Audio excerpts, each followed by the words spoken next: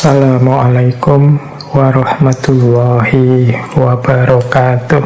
Kita tengok kembali ya beberapa quotes dari Viktor Frankl ini. Sebenarnya banyak quotes-quotes beliau. Kalau teman-teman tertarik bisa googling sendiri.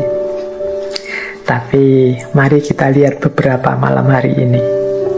Ada yang saya suka kalimat ini. Sejak Auschwitz kita tahu apa yang mampu dilakukan oleh manusia, dan sejak Hiroshima kita tahu apa yang menjadi taruhannya. Auschwitz ini ya kamp konsentrasinya Nazi. Sejak Auschwitz kita tahu yang mampu dilakukan oleh manusia. Ternyata manusia itu bisa sekejam itu. Ternyata manusia itu bisa sesadis itu.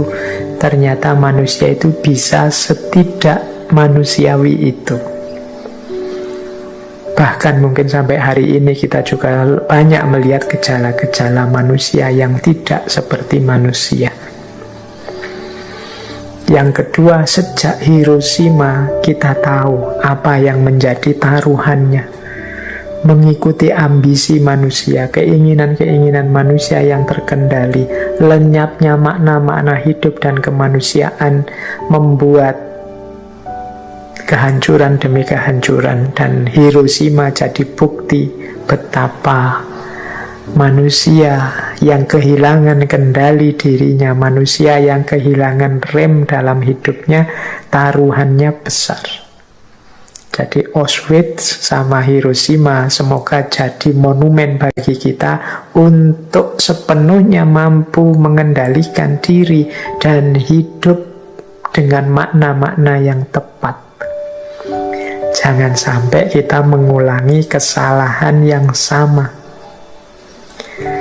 Nah, ada lagi quotes yang menurut saya menarik dari Frankl ini. Kata beliau begini, bila semua orang sempurna, maka setiap individu dapat digantikan oleh siapapun juga.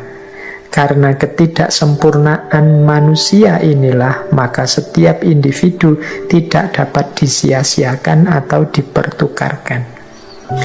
Jadi ini kalimat dari Frankl ini menegaskan setiap orang itu unik, setiap orang itu punya makna hidup sendiri-sendiri, setiap orang itu punya jati dirinya masing-masing.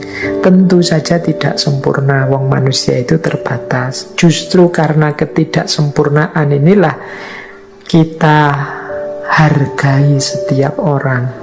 Karena kalau manusia itu sempurna semua, ya berarti siapapun sama saja, digantikan oleh siapapun juga tidak masalah, kan begitu.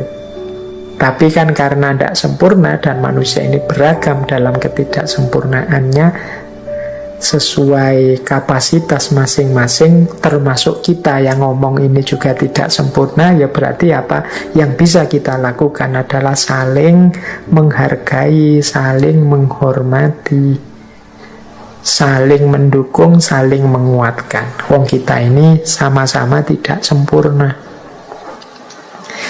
Nah, ada lagi quote yang menurut saya menarik juga. Kalau ini mungkin unik ya kalimat ini menurut saya. Tidak ada perlunya merasa malu karena air mata.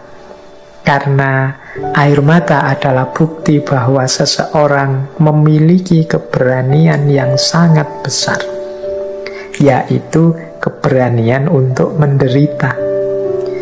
Jadi tidak perlu malu kalau kita mungkin mengalami peristiwa-peristiwa tidak menyenangkan, peristiwa pahit, peristiwa tragis dalam hidup, kemudian kita menangis.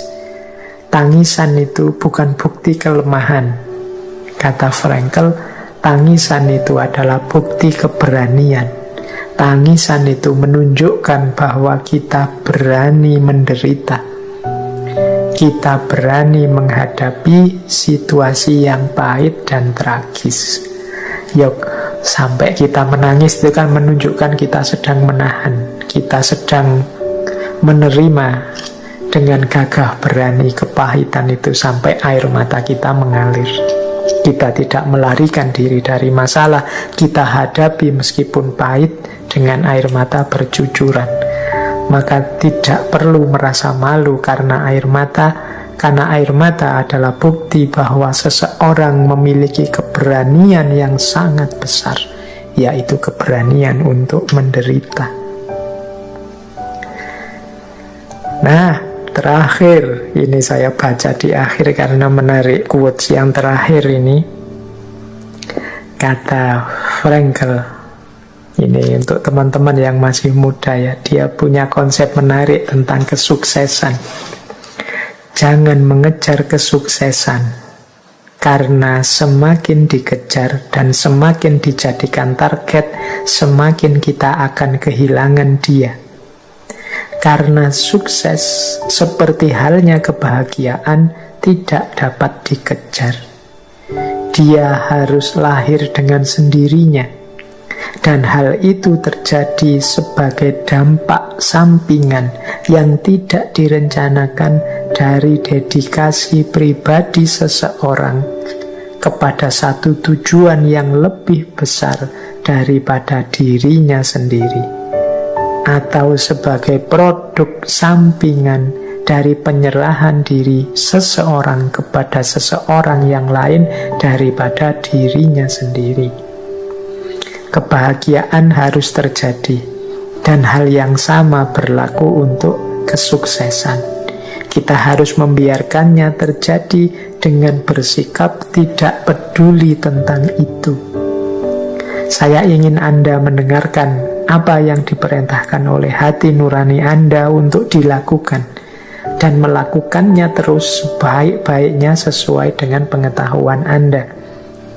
Maka Anda akan dapat menyaksikan jauh di kemudian hari, ya jauh di kemudian hari, bahwa kesuksesan akan mengikuti Anda justru karena Anda telah berhenti memikirkannya. Jadi ini rumus kesuksesan yang unik dari Frankl. Kita itu yang penting ayo mengikuti hati nurani kita, keinginan-keinginan, aspirasi-aspirasi, cita-cita yang ada dalam diri kita. Kemudian sebaik mungkin kita kejar, kita wujudkan keinginan itu. Tidak usah mikir hasilnya sukses atau tidak, termasuk nanti membahagiakan atau tidak. Kesuksesan, kebahagiaan itu biarkan hanya sebagai efeknya saja atau dampaknya saja.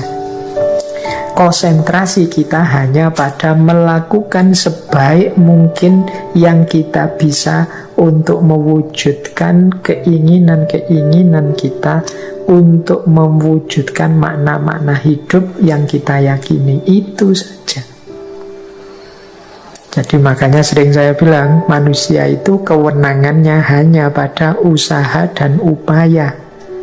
Hasil keberhasilan dan juga kesuksesan itu tidak di tangan kita. Kalau kita hanya fokus ke situ, ya mungkin nanti lahir banyak kekecewaan atau justru kita tidak sampai ke sana malah meleset. Maka Frankl memberi nasihat, yuk kita berikan yang terbaik yang kita mampu. Insya Allah nanti kesuksesan dan kebahagiaan akan muncul sebagai efeknya. Jadi tidak sebagai yang kita tuju. Karena kalau dia kita jadikan tujuan, pikiran kita ke situ terus, akhirnya kita lupa untuk memberikan yang terbaik. Akhirnya juga tidak tercapai. Jadi mari teman-teman, rumus dari Frankl ini mungkin bisa kita renungkan, kemudian kita temukan relevansinya dalam hidup kita. Cocok apa enggak ya kalau seperti ini. Jadi sering saya bilangkan dulu, ayo kita belajar. Urusan nanti pinter apa tidak, itu di luar kuasa kita. Serahkan semua pada Allah. Ayo kita berusaha sepenuhnya, hasilnya seperti apa serahkan pada Allah. Bisa jadi kita akan sukses, bisa juga kita lebih sukses. tidak sebagaimana yang kita bayangkan, ternyata jauh lebih besar dari itu. Dan berkali-kali saya mengalami yang seperti itu. Semoga bisa juga teman-teman mengambil pelajaran dari situ.